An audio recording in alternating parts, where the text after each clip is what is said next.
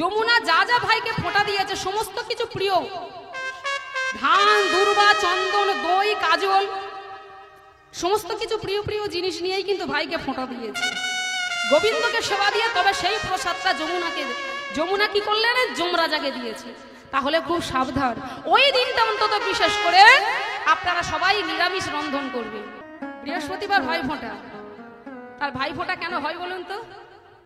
ভাই ফোঁটা কেন হয়? আমরা মনে মনে ভাবি ভাই ফোঁটার দিন আসবে যখন ভাইয়ের কপালে ফোঁটা দেব, রাখি পূর্ণিমার মতন বিশাল বড় একটা অনুষ্ঠানের ব্যাপার আছে, এখন সুন্দর করে ভাইকে ফোঁটা দেব। আর বোন মনে মনে ভাববে ভাইকে ফোঁটা দিলেই দামি দামি শাড়ি পাবো, দামি দামি পুরস্কার পাবো, খুব আনন্দ। কিন্তু এর পিছনে মা অনেক তত্ত্ব আছে, এর পিছনে অনেক কথা আছে। শুধু ভাইকে ফোঁটা দিলে হবে না, এর পিছনে অনেক তত্ত্ব অনেক কথা আছে, এগুলো জানতে হবে। তো এর পিছনে কি তত্ত্ব আছে? ভাইয়ের কপালে দিলাম ফোঁটা, জমদুয়ারে পড়ল ঘাটা, যমুনা দেয় জমকে ফোঁটা, আমি দিলাম আমার ভাইকে ফোঁটা। তাই তো আমরা বলি তো, কিন্তু ভাইকে কেমন ফোঁটা দিতে হবে মা? তাহলে শুনুন, এর পিছনে অনেক নিয়ম আছে। এখন যম আর যমুনা এরা দুই ভাই বোন, তাই এদের পিতাকে এদের পিতা হলো আদিত্য, অদিতির সন্তান আদিত্য। প্রতিদিন আমরা দেখি বাবা পূর্ব দিকে ওঠে কে? আদিত্য কে? পূর্ব দিকে ওঠে কে? দেখি আমার মা বলতে পারে কিনা? হ্যাঁ এই গো, তবে দেখেছো আমার মায়েরা অনেক কিছু জানে গো। আদিত্য সূর্যদেব, সূর্যদেবের ছেলে মেয়ে হলো যম আর যমুনা। যখন যম আর যমুনা হয় এরা ভীষণ কালো, তবে যমের থেকে যমুনা আরো কালো। তা যমুনার পতি কে বলুন তো? যমুনার পতি কে? যমুনার পতি কে বলুন তো? আচ্ছা আপনারা জানেন, এই মুহূর্তে ভুলে গেছেন, আমি জানি, আমি একটু মনে করিয়ে দিয়েছি। যমুনার পতি হলো ভগবান শ্রীকৃষ্ণচন্দ্র। মনে রাখবেন, ভগবান শ্রীকৃষ্ণচন্দ্র হলো যমুনার স্বামী। তা যমুনা যমের থেকেও কালো হয়েছে। এখন সূর্যদেব মনে মনে চিন্তা করছে, আমার ছেলেটার থেকে মেয়েটা আরো ভীষণ কালো হয়েছে। তা কালো মেয়েকে কেউ কিন্তু বিয়ে করতে চায় না, চায়? আমার বউ বেশ ফর্সা হবে, বেড়াতে নিয়ে যাব, সবাই বলবে আমার বউ কি সুন্দর দেখতে। আর যদি কালো হয় বলবে কালো, তাই না? বলবে কালো হয়েছে। তা সবাই তো ফর্সা মেয়েকে বিয়ে করতে চায়, কালো মেয়েকে তো বিয়ে করতে চায় না। সূর্যদেব এই মনে মনে ভাবছে যে আমার মেয়েটাকে যে কি করে বিয়ে দেব, এখন বাচ্চা আছে, কোনো চিন্তা নেই, বড় হলে কি করে বিয়ে দেব। এখন যমুনা কি হয়েছে, ধীরে ধীরে বড় হয়ে গেছে। সূর্যদেব যমুনাকে বলছে, জানিস মা তুই ভীষণ কালো, কি করে যে আমি তোকে বিয়ে দেব, আমি খুব দুশ্চিন্তা তোর নিয়ে, জানিস মা, আমি যে কি করে তোকে বিয়ে দেব আমি চিন্তা করে পারবো না। তখন যমুনা বলছে, বাবা আমার বিয়ের জন্য তোমার চিন্তা করতে হবে না, আমার বিয়ে যার সঙ্গে হবে সেই পাত্র আমি নিজেই দেখে নেব। বলে, বাবা তুই কেমন করে দেখবি? তোর বিয়ের যে পাত্র তোর স্বামী যে হবে তুই কি করে দেখবি মা? আর তুই কাকেই বা তুই বিয়ে করবি? বলে, আমি কাকে বিয়ে করব জানো বাবা? আমি বিয়ে করব ভগবানকে। কি? ভগবানকে বিয়ে করবি? আরে বাবা, ভগবানকে বিয়ে করতে গেলে অনেক তো সাধনার দরকার, তুই কেমন করে বিয়ে করবি তাকে? অনেক সাধনা, যারা যারা ভগবানকে পেয়েছে যুগ যুগ ধরে তপস্যা করে সাধনা করে ভগবানকে পেয়েছে, আর তুই কেমন করে পাবি মা? বলছে, বাবা আমিও সাধনা করব, ভগবানকে প্রতিরূপে পাবার জন্য আমিও সাধনা করব। তবে ও মা হাজার হাজার বছর ধরে যমুনা সাধনা করেছিল ভগবানকে প্রতিরূপে পাবে বলে। তবে ভগবান যমুনার সাধনায় সন্তুষ্ট হয়ে, তপস্যায় সন্তুষ্ট হয়ে তিনি প্রথমে এলেন মৎস্য রূপ ধারণ করে। কিন্তু মৎস্যরূপ ধারণ করে এলে কি হবে, মা যমুনা কিন্তু বিয়ে করলেন না। মৎস্যরূপ ধারণ করে এসেছিলেন কিন্তু যমুনা বিয়ে করেন। তারপরে এসেছিলেন কুর্মরূপ ধারণ করে, যমুনা তাও বিয়ে করলেন। তারপরে ভগবান এসেছিলেন বরাহ রূপ ধারণ করে, যমুনা তাও বিয়ে করলেন না। এইবারে ভগবান কি রূপে এলেন, রামচন্দ্র রূপে। রামচন্দ্র রূপে যখন এসেছে, যমুনা মনে মনে ভাবছে এবারে আমি বিয়ে করব। কিন্তু সূর্যদেব বলছে না মা, তুই রামচন্দ্রকে বিয়ে করবি না, আমি মেনে নিতে পারবো না। বলছে কেন বাবা? না, রামচন্দ্র হলো সূর্য বংশ আর আমরাও সূর্য বংশ, এই দুটো বংশ এক, তাই আমি রামকে মেনে নিতে পারবো না। আবার যমুনা সাধনা করলেন, আবার তপস্যা করলেন, করতে করতে সেই তাপর যুগ যখন এলেন, ভগবান কৃষ্ণচন্দ্র যখন এসেছে, তখন যমুনা কৃষ্ণচন্দ্রকে বিবাহ করলেন। যম কি করলেন, তার একমাত্র ভগ্নীকে ওই ভগবান কৃষ্ণচন্দ্রের সঙ্গে বিবাহ দিলেন। তবে বিয়ে তো হয়ে গেছে, আর ভাই বোনের সঙ্গে দেখা হয় না। ভাই বোনের সঙ্গে দেখা হচ্ছে না বাবা, কারণ এই সমাজে, এই পৃথিবীতে অনেক পাপী তাপী ভরে গেছে। তাদের বিচার করতে করতে জমের আর সময় হয় না যে আমার বোনটা কেমন আছে, একবার বোনের বাড়িতে যায়।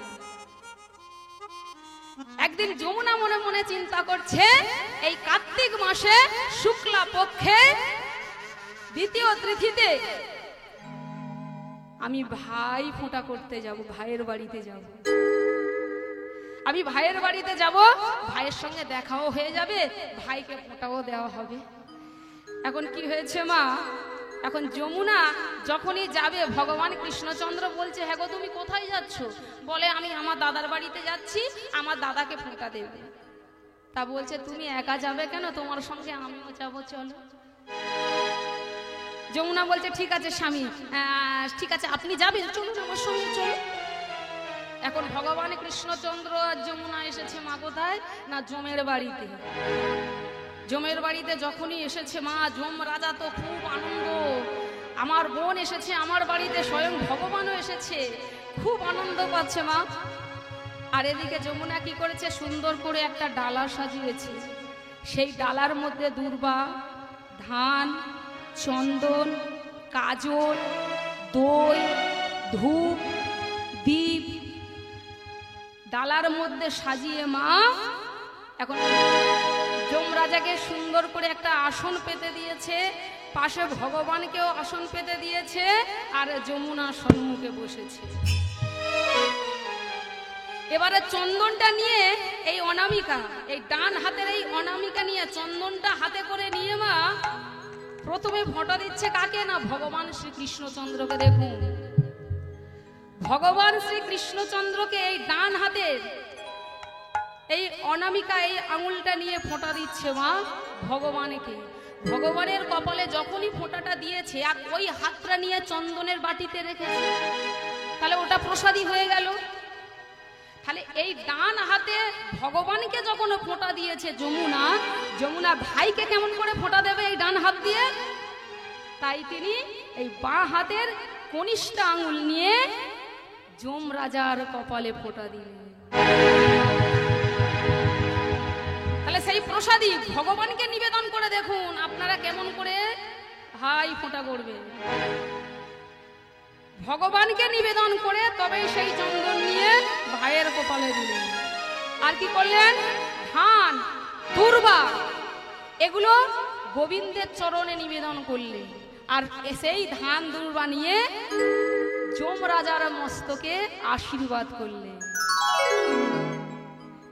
সেই প্রসাদী গোবিন্দের চরণে সেই দূর্বা ধান নিয়ে সেই যম রাজার মস্তকে দিলেন যমুনা।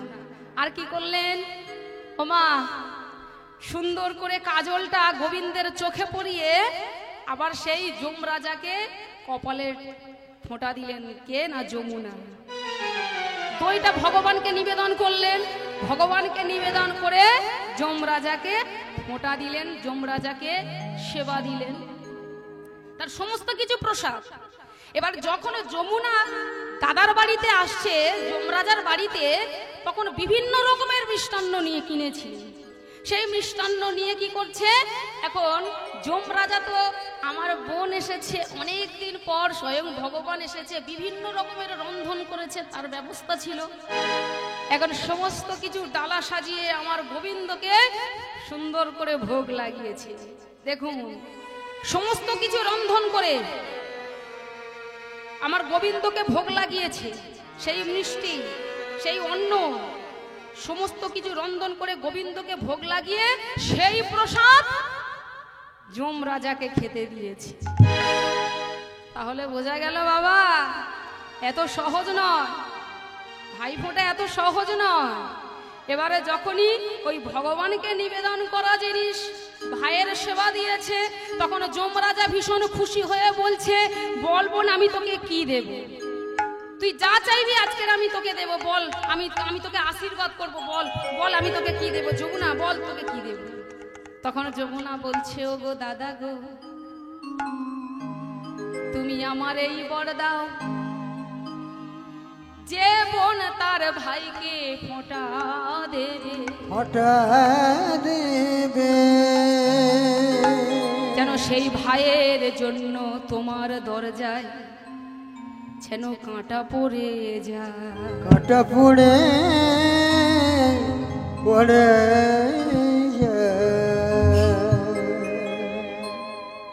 যে বোন তার ভাইকে ফোঁটা দেবে